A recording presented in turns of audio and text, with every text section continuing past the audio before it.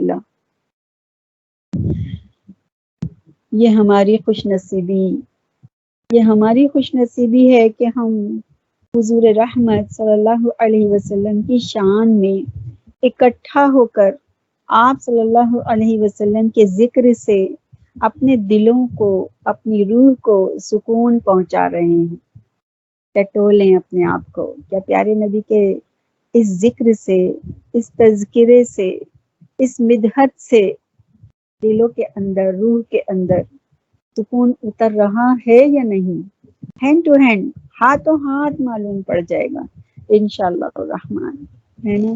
یہ ہماری خوش قسمت، یہ ہماری خوش نصیبی کہ ہم نے اس میں ٹائم لگا رہے ہیں۔ صدیوں پہلے نبی رحمت صلی اللہ علیہ وسلم اس دنیا میں جلوہ افروز ہوئے۔ اس دنیا میں جلوہ افروز کب ہوئے تھے؟ یہ آج اور کل کی بات نہیں، 100 سال پہلے کی بات نہیں، یہ صدیوں پہلے۔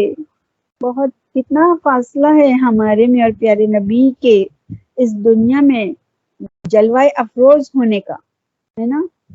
1450 برس، اتنا فاصلہ ہے۔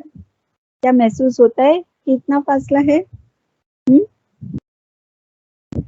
مگر پوری دنیا میں میرے نبی کے تذکرے اس شان سے بیان ہوتے ہیں اور ہو رہے ہیں اور ہوتے رہیں گے کہ لگتا ہے کہ میرے نبی کل ہی گزر کے گئے ہیں۔ الحمدللہ، ہے نا؟ کیونکہ نبی پاک صلی اللہ علیہ وسلم ہر امتی کے دل میں ہوتے ہیں، ہر امتی کے دل میں پیارے نبی ساتھ ہوتے ہیں۔ ہم نے اتنا ذکر کسی کا بھی نہیں سنا نہ دیکھا جتنا ذکر میرے نبی کا ہوتا ہے۔ کیا اتنا ذکر کبھی کسی کا سنا ہے؟ اتنا ذکر جتنا میرے نبی کا ہوتا ہے۔ اہل ایمان ہیں کہ وہ حضور صلی اللہ علیہ وسلم کے ذکر سے اپنے دل اور اپنی روح کو تسکین کا سامان کرتے ہیں۔ یہاں ہم ایک بات پر غور کریں تو ہم کو پتہ چلتا ہے کہ درود و سلام ذکر رسول بھی ہے، تو اس ذکر سے جو بھی درود و سلام پڑھتا ہے وہی سکون پاتا ہے، یعنی فرشتے بھی اور رب کائنات بھی درود و سلام بھیجتا ہے، تو خالق کائنات کو کتنا پسند ہے یہ عمل۔ حضرت شیخ مہدی الفسانی شرح دلائل الخیرات میں لکھتے ہیں کہ حضور صلی اللہ علیہ وسلم کا ذکر سن کر جس شخص کے کلیجے میں ٹھنڈک نہیں پڑتی، اس کے سینے میں دھڑکنے والا دل کسی مومن کا دل ہی نہیں۔ یہ ہو ہی نہیں سکتا کہ حضور صلی اللہ علیہ وسلم کا ذکر ہو اور قلب مومن کو قرار نہ ملے۔ کیا کوئی مومن ذکر رسول سے دور رہ سکتا ہے؟ جب اللہ رب العزت ذکر رسول فرماتا رہتا ہے، جو ارادہ فرماتا ہے اور کام ہو جاتا ہے، جو ارادہ فرماتا ہے اور کام ہو جاتا ہے، اور جو کن فیکون کا مالک ہے، وہ نبی رحمت پر رحمت بھیجتا ہے، برکت بھیجتا ہے اور بھیجتا رہتا ہے، اور سارے فرشتوں کو فرماتا ہے، سارے مومنوں کو فرماتا ہے، تو اس کا مطلب اللہ رب العزت، اللہ رب کائنات کا تمام کائنات میں ہر وقت رب کائنات چاہتا ہے کہ میرے محبوب نبی صلی اللہ علیہ وسلم پر ساری بہترین مخلوق رحمت کی، برکت کی اور سلامتی کے کلمات سے اپنی زبانوں کو تر رکھیں اور ذکر رسول صلی اللہ علیہ وسلم میں مشغول رہیں۔ نبی رحمت نے فرمایا، تم میں اس کا ایمان کامل نہیں جب تک وہ سب سے زیادہ، یہاں تک کہ اپنی جان سے بھی زیادہ مجھ سے محبت نہ کرے۔ تو محبت کرنے والوں کے لیے اس سے بڑی دولت کوئی نہیں ہے کہ ذکر رسول سے، مدحت رسول سے اپنے آپ کو دور رکھے۔ امام شافعی رحمۃ اللہ علیہ کہتے ہیں کہ میرے ممدوح کی باتیں چھیڑو، میرے محبوب کا ذکر کرو، ان کا تذکرہ ایسی کستوری ہے، جو چھیڑتے جاؤ گے خوشبو پھیلتی چلی جائے گی۔ مطرب سے کہو کہ چھیڑے ذرا اس ماہ منور کا قصہ، مطرب سے کہو کہ چھیڑے ذرا اس جان تمنا کا قصہ، فرقت کے بھیانک لمحوں میں کچھ دل کو سہارا ہو جائے. یہ کس کا، یہ کون کہہ رہا ہے؟ امام شافعی رحمت اللہ علیہ ہے نا. تو یقیناً اہل ایمان کے لیے حضور پاک صلی اللہ علیہ وسلم کا ذکر روح دل کی تسکین کا سامان ہوتا ہے. اور جب کسی محفل میں مدحت رسول ہو تو روح تک میں ٹھنڈک اتر جاتی ہے. کسی شاعر نے کہا ہے، ان کا نام لبوں پر آئے میٹھا میٹھا منہ ہو جائے. ان کا نام لبوں پر آئے میٹھا میٹھا منہ ہو جائے. ان کے بول بہاروں جیسے اور اصحاب ستاروں جیسے. ان کے بول بہاروں جیسے اور اصحاب ستاروں جیسے. ان سا پیارا اور نہ کوئی، ان سے بچھڑ کر لکڑی روئی. یاد ہے نا وہ تنا کھجور کا جس پہ آپ خطبہ فرمایا کرتے تھے؟ اور جب ممبر صحاباؤں نے ممبر بنا کے لا دیے، اور جب آپ اس کو چھوڑ کے ممبر پر تشریف فرما ہوئے تو بچے کی طرح رونے کی آواز آ رہی تھی، بلک بلک کے، جیسے کوئی بچہ رو رہا ہے، اور سارے صحابہ وہ آواز سن رہے. تو پیارے نبی اتر کر اور اس تنے کے پاس گئے، اور جیسے کوئی ماں اپنے بچے کو آغوش میں لے لیتی ہے، میرے نبی پاک نے اس تنے کو ایسے آغوش میں لیا اور اس سے کہا چپ ہو جا چپ ہو جا. تو وہ کہنے لگا کہ یا رسول اللہ، اب میرے سے آپ نہیں لگ کے خطبہ دیا کریں گے. تو آپ نے اس کے کان میں کچھ کہا اور اس کی جو آواز تھی، رونا تھا، وہ بند ہو گیا. سبک سبک کے جو رونا تھا وہ بند ہو گیا، اور پھر آپ منبر پر تشریف لائے. تو صحابہ سے آپ نے فرمایا کہ اگر میں آج اسے چپ نہیں کرتا تو یہ قیامت تک روتا رہتا. اس کو اتنا افسوس. تو اسی کے لیے دیکھو لکھنے والے کیا کیا لکھتے ہیں اور کتنی گہرائیوں سے سوچتے ہیں، کتنی گہرائیوں سے پیارے نبی کی سیرت طیبہ کو پڑھتے ہیں کہ ان سا پیارا اور نہ کوئی، ان سے بچھڑ کے لکڑی روئی. اور جب وہ سیر کو جایا کرتے سر پہ بادل سایہ کرتے. جب میرے نبی تشریف لے جاتے نا تو ایک بادل کا ٹکڑا سائے میں رہتا تھا ہر وقت، ہے نا. تو یقیناً جب ہمارے لبوں پر نبی رحمت کا ذکر آتا ہے تو ہماری روح کو قرار ملتا ہے. یہ جو نبی پاک کی مدحت کی محفل سجائی جاتی ہے تو ایک تو ہمارے ذوق کی آبیاری کے لیے، اور دوسرے قلب کے تسکین کے لیے. اور یہ ہمارے ذمہ ہے حضور صلی اللہ علیہ وسلم کی مدح کرنا، کیونکہ دین ہے، اسی کا ہی نام دین ہے. اصارم المسلول کے اندر ابن تیمیمہ نے یہ بات لکھی ہے کہ حضور صلی اللہ علیہ وسلم کی مدح کا قیام دین کا قیام، اور اگر کسی سے یہ فریضہ رہ گیا، اس سے دین کا ایک اہم رکن رہ گیا، تو تمام مسلمانوں کو گلی گلی بلکہ گھر گھر میں نبی پاک صلی اللہ علیہ وسلم کی مدح کی محفل سجانی چاہیے. اور حضور صلی اللہ علیہ وسلم نے کے نام کے ڈنکے بجانے چاہیے. گو حضور صلی اللہ علیہ وسلم کا ذکر ہمارا محتاج نہیں، بلکہ حسان بن ثابت رحمت اللہ علیہ حسان بن ثابت رضی اللہ تعالیٰ عنہ فرماتے ہیں کہ لوگوں، میں اپنے شعروں سے حضور صلی اللہ علیہ وسلم کی تعریف نہیں کرتا، بلکہ جب اپنے شعروں میں حضور صلی اللہ علیہ وسلم کا نام رکھتا ہوں تو میرے شعروں میں حسن پیدا ہو جاتا ہے. آج ہماری ساری عزتیں حضور کے نام سے. ہم کو جو عزت دی وہ پیارے نبی نے ہی تو دی نا. اللہ سے ہمارا تعارف کس نے کرایا؟ پیارے پیارے آقا نے. تو کس نے ہم کو اللہ سے روشناس کرایا؟ قرآن پاک ہم کو کس نے لا کر دیا؟ اللہ کے نبی نے. ہم کو روزے لا کر کس نے دیے؟ اللہ کے رسول نے. 5 وقتہ نماز آسمانوں پر جا کر کس نے ہم تک پہنچائی؟ اللہ کے رسول نے، ہے نا، اللہ کے رسول نے تو کتنے، یعنی کہ نبی پاک صلی اللہ علیہ وسلم آج جو ہم کو عزتیں ہیں، آج جو بیٹیوں کو عزت ہے، عورتوں کو عزت ہے، پیارے نبی آج جو مسلمانوں کو عزت ہے، وہ سب کی سب پیارے نبی کے نام سے ہی ہیں۔ اور آپ صلی اللہ علیہ وسلم کا ذکر کرنا ہمارے لیے سعادت کا سبب اور ذریعہ ہے، اور اگر نہ بھی کریں تو ادھر فرق نہیں پڑے، ادھر کوئی فرق نہیں پڑتا، اور کرنے سے بھی رہے، ساری زندگی کرتے رہیں تو حق ادا نہیں ہو سکتا۔ اگر ہم ساری زندگی پیارے نبی کی مدح سرائی کرتے رہیں تو حق ادا نہیں کر سکتے۔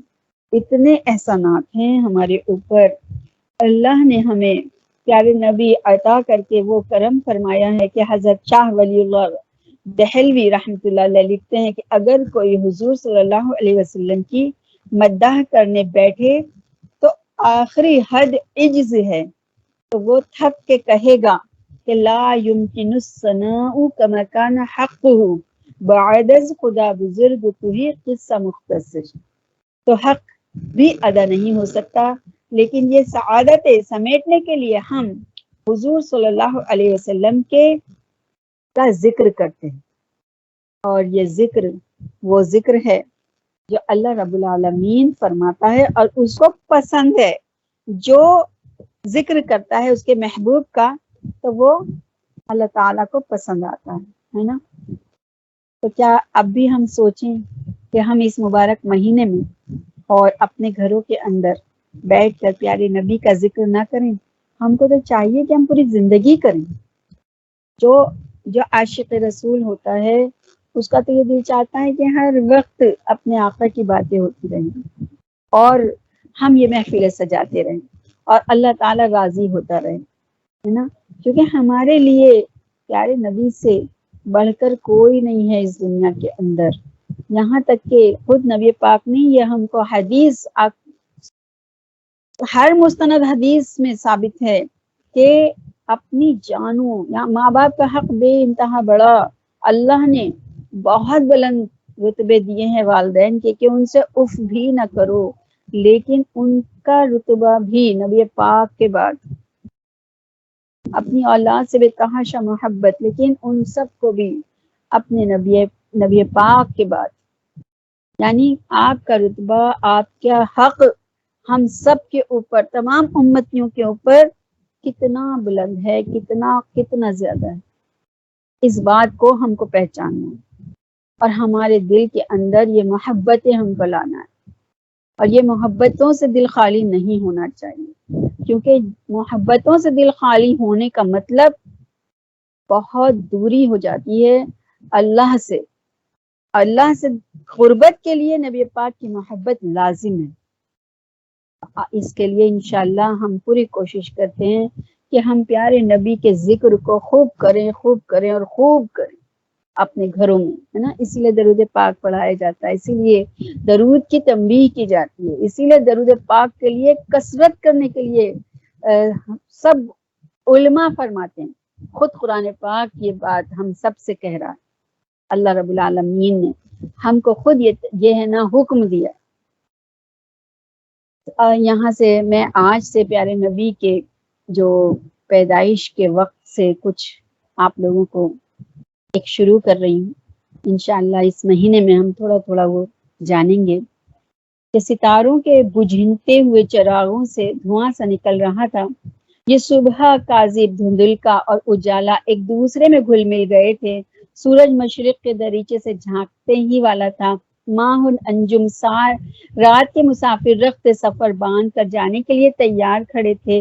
بساط شب الٹنے والی تھی، اس کے مہرے آپ ہی آپ کپ کپا رہے تھے۔ صبح نے نرم اور خنک جھونکے بڑے جسم اور فریب سے ہوتے ہیں، یعنی کہ بہت خوبصورت ہوتے ہیں صبح کے وہ نرم کون سے ہوا کے جھونکے۔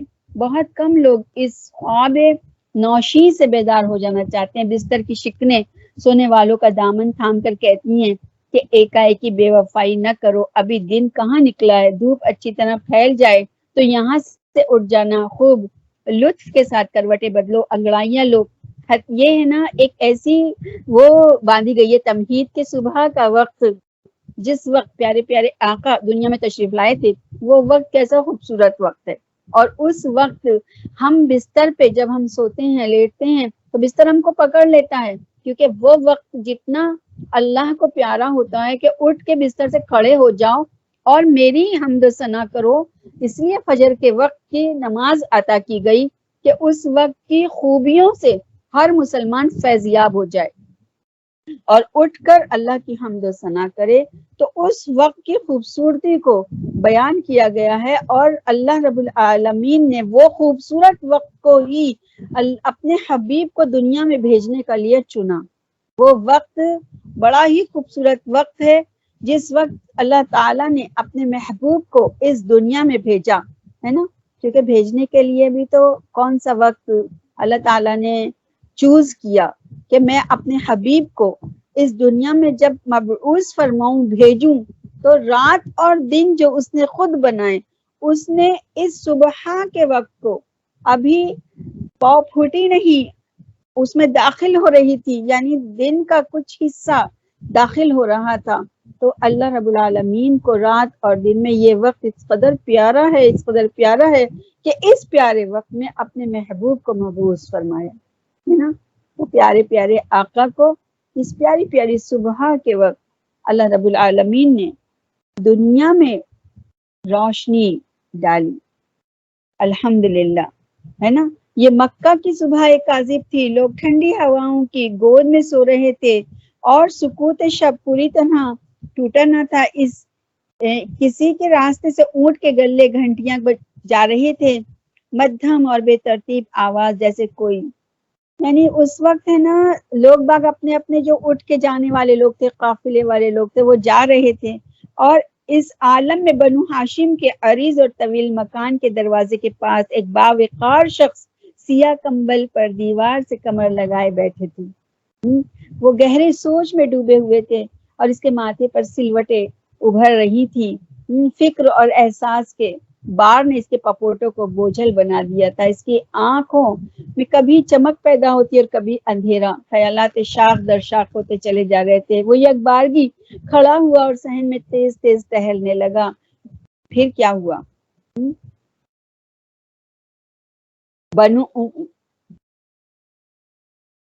یہ شخص اپنے خیالات میں مستغرق تھا. غور و فکر کی شدت نے صبح کے ہنگامے سے اسے بے خبر بنا دیا تھا. گھر کے لوگ اس کی طرف حیرت اور تجسس کی نگاہ سے دیکھ رہے تھے. کہیں بنو امیہ سے کسی بات پر جھگڑا تو نہیں ہو گیا؟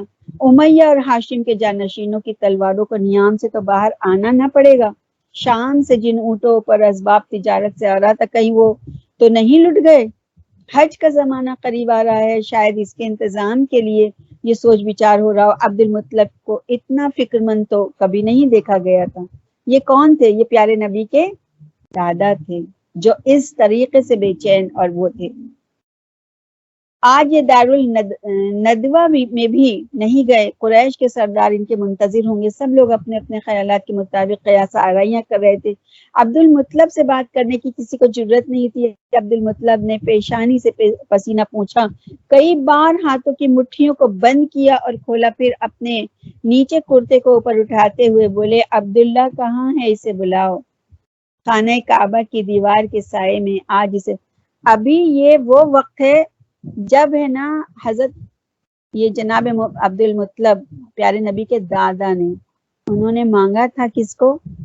10 بیٹے تھے نا ان کے، تو انہوں نے نا اس وقت 10 بیٹے نہیں تھے، تو آپ نے مانگا تھا کہ اللہ مجھ کو بیٹے عطا فرما 10، تو میں ایک بیٹا تیرے اوپر قربان کر دوں گا تیری اس میں. تو رقہ کس کے نام سے نکلتا تھا؟ حضرت عبداللہ، یعنی پیارے نبی کے والد محترم. تو عبداللہ کہاں ہے؟ اسے بلاؤ کعبے کی دیوار کے سائے میں. آج اسے قربان کر کے اپنی منت پوری کروں گا. گھر والے سب ایک دوسرے کا منہ تکنے لگے. عبد المطلب کے فیصلے کو سن کر سب کے چہرے پیلے پڑ گئے، جیسے ان کے جسموں میں جان ہی نہیں. مکان کے صحن میں اونٹوں کے کجاووں کے پاس دیوار میں بہت بڑا طاق تھا جس میں مٹی کے پیالے، رسیاں، یہ سب رکھے ہوئے تھے. عبد المطلب نے چھری اٹھائی اور اس کی دھار کو تیز کرنے لگے، مگر عبدالمطلب نے احتیاطاً ذرے کے لوہے پر اسے رگڑنا شروع کیا۔ یعنی یہ وہ وقت تھا کہ نا جب منت مانی جاتی تھی تو اس کو پورا کیا جاتا تھا۔ اور بیٹے کی قربانی، میں نے نا جب ہے نا محرم چل رہے تھے تو ہم نے شہادت حسین کے جب واقعات پڑھے تھے، اس میں یہ والی بات بھی آئی تھی کہ حضرت ابراہیم علیہ السلام سے جو وہ بیٹے کی قربانی کا سلسلہ چلا تھا، تو اب یہ والی پھر پیارے نبی کے والد کے اوپر پھر آ کے یہ قربانی کا سلسلہ رکا تھا کہ اب ان کو قربان کیا جائے۔ تو یہ وہی وقت تھا کہ آپ کے نام کے قربانی کے جو وہ نکل چکا تھا، تو باپ ان کے لے کے چلے کہ نہیں اب قربان کرنا ہے اور یہ منت کو پورا کرنا ہے۔ وہاں کا یہ دستور ہی تھا، اور وہیں کا نہیں، یہ وہ وقت تھا جب دنیا کے اندر اندھیرا تھا اور لوگ باگ ایسے ایسے رسم اور رواج میں پھنسے ہوئے تھے کہ صرف عرب ممالک ہی نہیں، پوری دنیا کے اندر عجیب و غریب رسوم تھی۔ یہ ہندوستان یہ بہت بڑا تھا جب پاکستان اور ہندوستان کا پارٹیشن نہیں ہوا تھا، اور یہ پورا ایک ہی تھا، اور یہاں پر جو وہ تھا دستور تھا، رسم تھی، وہ کیا تھی کہ بیویوں کو جس کا ہسبینڈ مر جاتا تھا، شوہر مر جاتا تھا، تو ان کو ستی کیا جاتا، ان کو ان کے ساتھ میں مردوں کے ساتھ میں سجا سنوار کے اور جلا دیا جاتا۔ تو ایسی بے شمار رسوم جو تھی پوری دنیا کے اندر، تو اس وقت کی ہی یہاں پر یہ نا ذکر ہو رہا ہے کہ آن کی آن میں بجلی کی طرح ہر طرف یہ خبر پھیل گئی عرب کے اندر کہ عبدالمطلب نے جو منت مانی تھی اللہ تعالیٰ نے کہ مجھے 10 بیٹے دے تو میں ایک بیٹے کو تقرب الہی کے لیے قربان کروں گا، آج اس منت کو پورا کرنے کی وہ تیاری کر رہے ہیں۔ چھری کی دھار تیز کی جا رہی ہے، عبداللہ کے بلانے کے لیے آدمی بھجوا دیا ہے۔ ہاشمی گھرانے کے لوگ بات کے پکے اور ارادے کے مضبوط ہوتے ہیں، اور پھر عبدالمطلب تو قریش کے سردار ہیں، ان کے عزم کا بدل جانا بہت دشوار ہے۔ تھوڑی دیر میں عبداللہ اور حارث ابو طالب اور دوسرے بھائیوں کے ساتھ باپ کی جناب میں حاضر ہو گئے، اور ان کے آنے کے تھوڑی دیر بعد عبداللہ کے ننیان والے بھی نواسے کے قربان کیے جانے کی خبر سن کر وہاں چلے آئے، اور عبداللہ ایک طرف چپ چاپ کھڑے تھے، سب کی نگاہیں انہی پر تھی، ترس کھانے والی نگاہیں، ملتجی نظریں کہ کاش عبدالمطلب کے ہاتھ سے کوئی چھری چھین لیتا، کیونکہ حضرت عبداللہ بہت پیارے تھے، اور کیوں پیارے نہ ہوتے، ان کی پیشانی میں کون سا نور تھا؟ پیارے نبی کا نور اللہ نے داخل فرمایا تھا، اور اللہ تعالیٰ ان کی پشت سے اپنے محبوب کو پیدا فرمانے والا تھا، مبعوث فرمانے والا تھا۔ تو لوگوں کی ہمدردی کے اس منظر کو دیکھ کر عبدالمطلب نے اونٹ کے کجاوے پر پیر رکھتے ہوئے کہا کہ مجھے بزدل بنانے کے لیے تم یہاں اکٹھے ہوئے ہو؟ ہمدردی کا یہ نرالا انداز ہے، ایک شریف آدمی کو ایفائے عہد اور تکمیل سنت سے روکا جاتا ہے۔ میری منت سب کو معلوم ہے، رات میں نے قرہ اندازی کی تھی، پورے احتیاط اور ذمہ داری کے ساتھ قرے ڈالے تھے، عبداللہ کے نام کا قرہ نکل آیا، آج اس کو قربان کر کے اپنی منت پوری کروں گا۔ جو لوگ کم ہمت اور بزدل ہیں وہ اپنی آنکھوں پر قمیضوں کے دامن ڈال لیں، جو ذبح ہونے والے کی چیخیں سننے کے تاب نہیں لا سکتے وہ اپنے کانوں میں روئی ٹھونس لیں۔ لوگوں کو میرے بچے سے ہمدردی ہے مگر میری شرافت اور غیرت سے ہمدردی نہیں ہے۔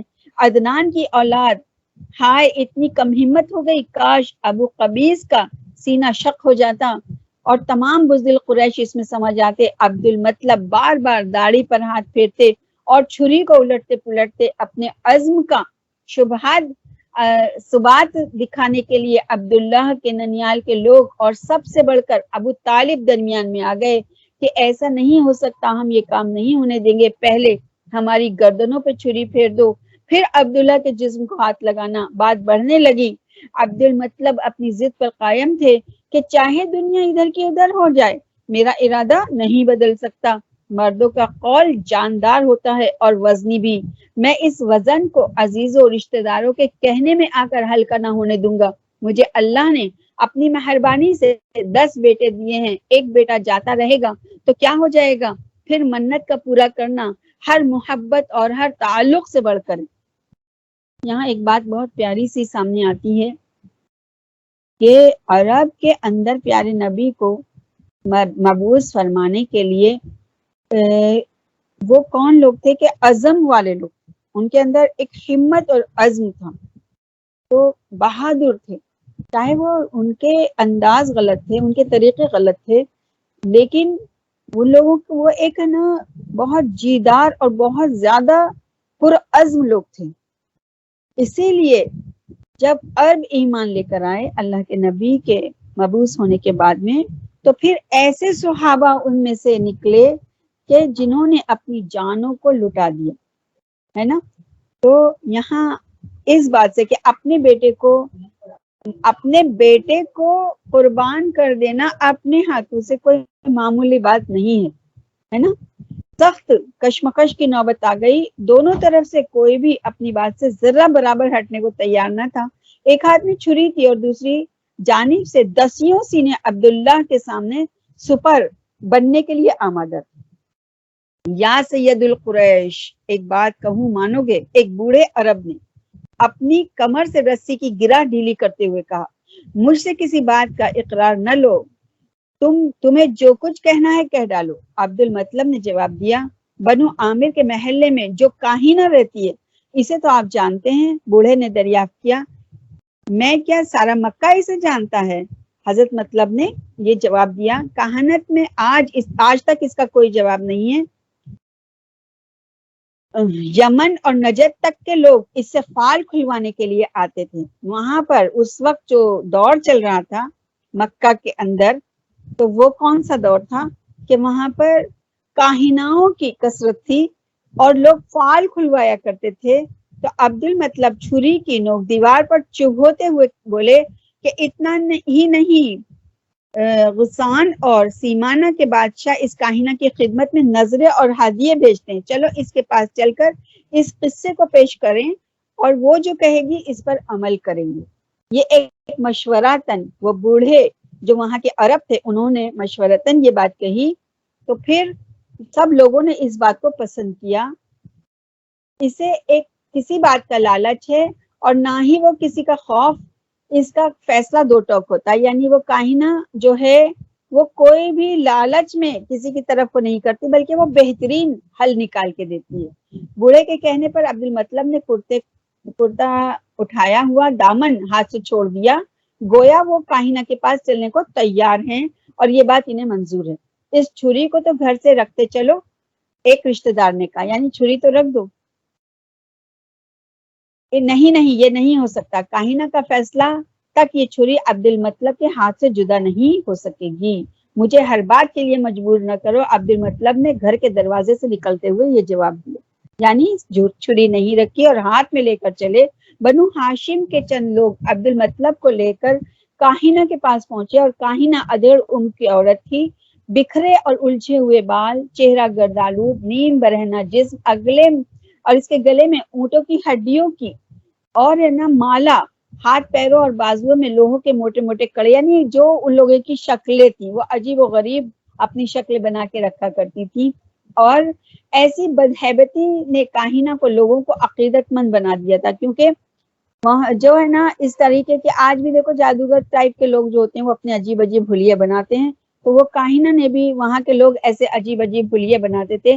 لات اور عزا کے پرستاروں کا خیال تھا کہ غیب کی باتیں عام چہرے مہروں کے آدمی نہیں بتا سکتے، اس کے لیے تو سب سے الگ چہرہ اور جدا وضع ہونی چاہیے، ہے نا، کیونکہ عام لوگوں سے وہ لوگ اپنے چہروں کو الگ رکھتے تھے تاکہ لوگ ان سے تھوڑا خوف بھی کھائیں، تھوڑا ڈریں کہ ہاں یہی لوگ سب سے صحیح بات اور الگ بات بتائیں گے۔ ایسا وہاں کا رواج تھا۔ سب لوگ عقیدت کے ساتھ کاہنہ کے ارد گرد کھڑے ہو گئے۔ اس نے اپنی لکڑی کے اشارے سے جس پر زیتون کا تیل ملا ہوا تھا زمین پر بیٹھنے کے لیے اشارہ کیا۔ عبد المطلب چھری کو زمین میں گاڑ کر اس کے سہارے بیٹھے، کوئی نیم قد جھکا اور اکڑوں پر بیٹھ گیا، یعنی کہ لوگ اس کے روبرو بیٹھ گئے۔ وہ غور سے سنتی رہی تمام معاملات کو، آنکھیں بند کیے ہوئے، جیسے اس کا جسم جو ہے وہ اس مطلب کسی نجومی کے، کسی کاہنہ کے سامنے، کسی کے سامنے کوئی بات پیش کری جائے تو وہ غور سے سننے کے لیے اپنے آنکھوں کو بند کر کے ایک دم شانت ہو کے سنتا ہے. اور یہاں تو مسئلہ ہی بہت بڑا تھا. اور مسئلہ کیا تھا کہ ہے نا ایک انسان کی قربانی دینے کا مسئلہ تھا. تو وہ بھی بڑے غور اور فکر کے ساتھ میں یہ سن رہی تھی. مگر اس کا دماغ آسمان کی سیر کر رہا ہے اور غیب کے نوشتے اس کے چشم بصیرت کے سامنے کھلے ہوئے تھے.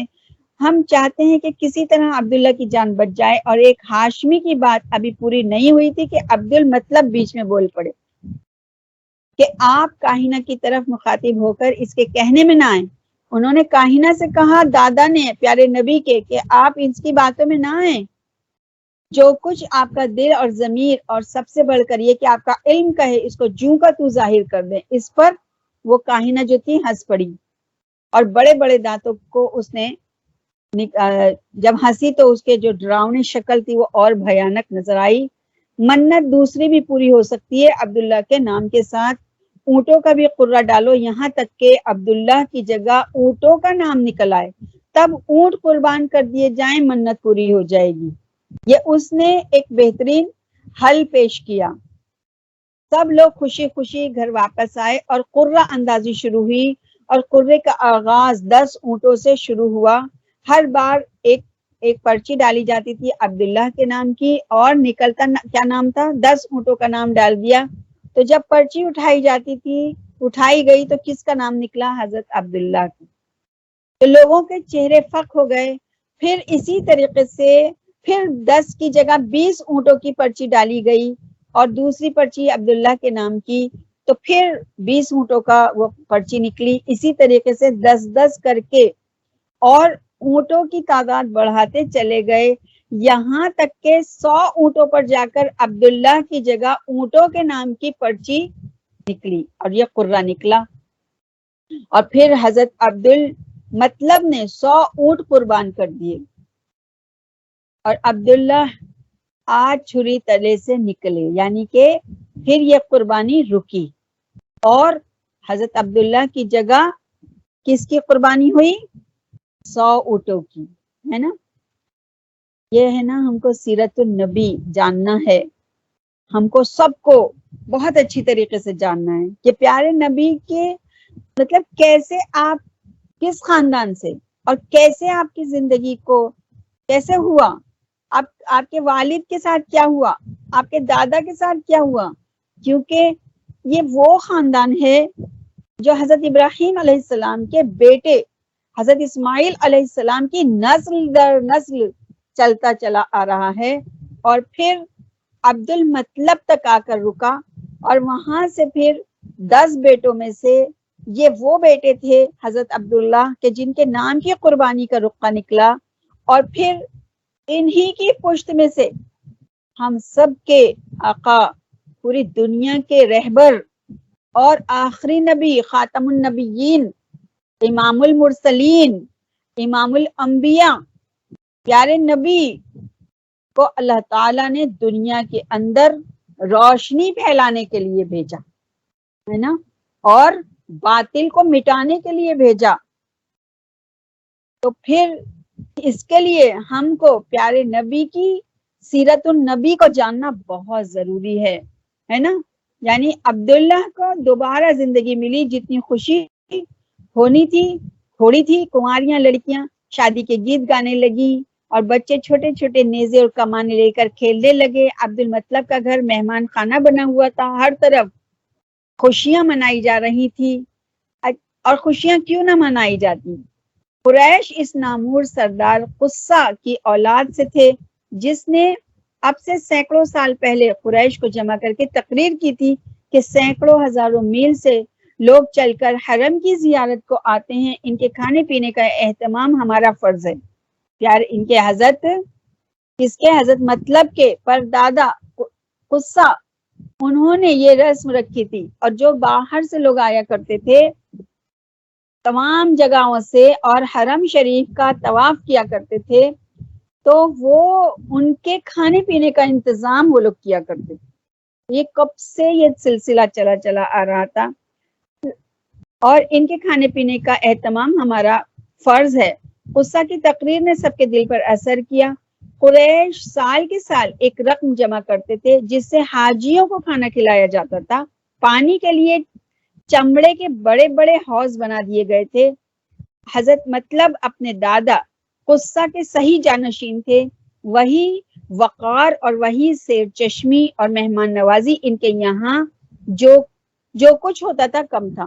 یہ حضرت مطلب جو تھے وہ سال کے سال کماتے تھے اور جمع کرتے تھے، اور جب حج کا وقت آتا تھا تو اپنا سارا پیسہ اس طریقے سے مہمان نوازی میں خرچ کر دیا کرتے تھے۔ اس کے لیے ان کے ہاں پیسہ جمع نہیں ہوتا تھا، اور ان کے ہاں جو عام سرداران تھے وہ لوگ اپنے پیسے کو بچا کے اور امیر سے امیر ہو جاتے تھے۔ لیکن حضرت مطلب جو تھے وہ پیارے نبی کے دادا، وہ بہت امیر نہیں تھے۔ ان کو رتبہ بہت بڑا ملا تھا، اور وہ رتبہ تھا خانہ کعبہ کی متولی کا، اور وہ سب سے بڑے سردار تھے، اور ہے نا ان کے ہی ہاتھ میں تمام خانہ کعبہ کا انتظام تھا۔ اور پھر انہی کے دادا نے، یعنی پیارے نبی کے دادا نے جو یہ سلسلہ شروع کیا تھا، یہ چلتا چلا گیا۔ تو عبداللہ ذبح ہوتے ہوتے رہ گئے۔ قربانی کی سنت دوسری صورت میں پوری ہوئی۔ اب سے کئی ہزار سال پہلے اسی مکہ میں حضرت اسماعیل کے ساتھ ذبیح عظیم کا جو واقعہ پیش آیا تھا، سب لوگ اس بات کو اچھی طرح جانتے ہیں۔ تاریخ نے ذرا بدلے ہوئے انداز میں پھر اپنے آپ کو دہرایا، اور وہی نسل، وہی گھرانہ، وہی شہر، اس اسرار پر بھی قدرت نے نورانی حجاب ڈال کر رکھا جس کے ظہور کے لیے ماہ و آفتاب کی نگاہیں منتظر ہیں۔ اور یہ وہی قربانی کا سلسلہ چلا رہا تھا، جو یہ وہی خاندان ہے حضرت ابراہیم علیہ السلام کا، کہ جنہوں نے اپنے بیٹے اسماعیل علیہ السلام کی قربانی پورے جوش خروش کے ساتھ، پوری ذمہ داری کے ساتھ اور پورے دل کے ساتھ میں اللہ کی راہ میں اپنے بیٹے کو قربان کرنے کے لیے لے چلے تھے۔ آج تک پوری دنیا اور رہتے دنیا تک یہ سلسلہ چلتا رہے گا کہ حضرت اسماعیل علیہ السلام کی جگہ جو دمبا جنت کا قربان ہوا تھا، آج ہم وہ بقرہ عید کے دن عید الاضحیٰ میں قربانی کرتے ہیں۔ اور وہ سلسلہ یہاں پر آ کر دوبارہ پھر آیا تھا، جو حضرت عبداللہ کی قربانی جو تھی وہ بھی اللہ تعالیٰ نے روکی گئی تھی، کیونکہ پیارے نبی کو مبعوث ہونا تھا، اور ہے نا پیارے نبی ابھی دنیا میں تشریف نہیں لائے تھے، لیکن حضرت عبداللہ اس دنیا سے چلے گئے، یعنی قربانی نہیں لی تھی اللہ تعالیٰ نے، لیکن ان کی زندگی کا جو مقصد تھا پیارے نبی کو مبعوث فرمانے کا، وہ پورا ہوتے ہی ان کو اٹھا لیا گیا، ان کو اللہ تعالیٰ نے اپنے پاس بلا لیا ہے نا۔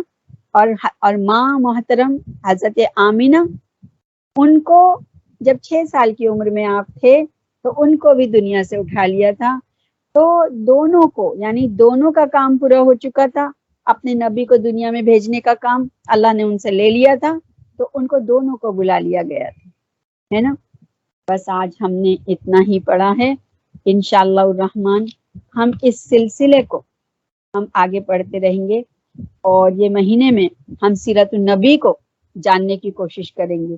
اللہ تعالی ہم سب کو خوب دل سے سننے والا بنائے، اور ہم کو اس کی باریکیوں کو سمجھنے والا بنائے، اور ہم پوری دنیا کی، ہم اس قدر ہسٹری پڑھتے ہیں، اگر ہم جانیں تو ہمارے بچے کون کون سی ہسٹری سے نہیں آشنا ہیں، لیکن پیارے نبی کی جو تاریخ ہے، جو آپ کو سیرت النبی ہے، اس کو ہم کو جاننا کتنا ضروری ہے۔